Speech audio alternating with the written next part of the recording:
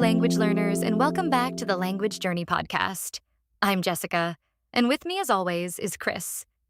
Hey everyone, great to be back and ready to explore another fascinating part of English. Today, Chris, we're diving into a topic that often makes our listeners scratch their heads: phrasal verbs.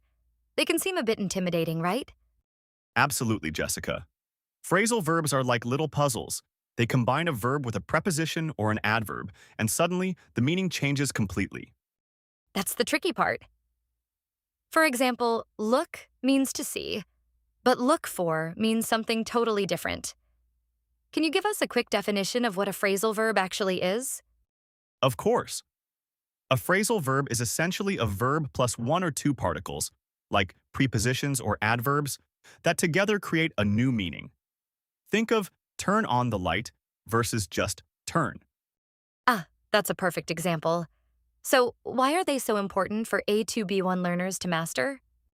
They're crucial because native speakers use them constantly in everyday conversation. Understanding phrasal verbs helps you sound more natural and comprehend what people are actually saying, not just the individual words. That makes a lot of sense. So, where should our listeners even begin? There are so many. My advice is to start with the most common ones you encounter in daily life. Don't try to memorize a long list. Instead, learn them in context. Can you give us a few common ones with quick examples? Certainly. How about get up? I get up at 7 a.m. every day. Or put on. Please put on your coat, it's cold. Another common one is take off. The plane will take off soon. Those are great, very practical. What about something like give up? Excellent choice. Give up means to stop trying. For instance, don't give up on learning English. It gets easier. It's a very encouraging phrase. I love that. So, learning them in context seems key. Are there any other tips for remembering them? Yes, try to group them by verb, like go on, go off, go out. Or by particle, like turn on, switch on, put on. Visualizing the action can also help. Grouping sounds like a smart strategy. What about those tricky cases where the object can go in the middle or at the end, like turn the light on or turn on the light? That's a good point for slightly higher levels, but for A2B1, the main thing is to recognize that both are often possible.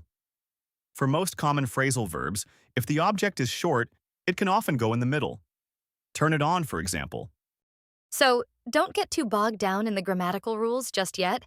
Focus on understanding and using the common ones. Exactly. Focus on usage. If you're not sure, putting the object after the phrasal verb is usually safe, like turn on the TV. But if it's a pronoun, it almost always goes in the middle, turn it on. That's a very helpful distinction.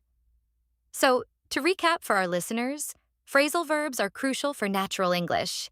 Start with common ones, learn them in context, and don't be afraid to try using them. And remember, practice makes perfect.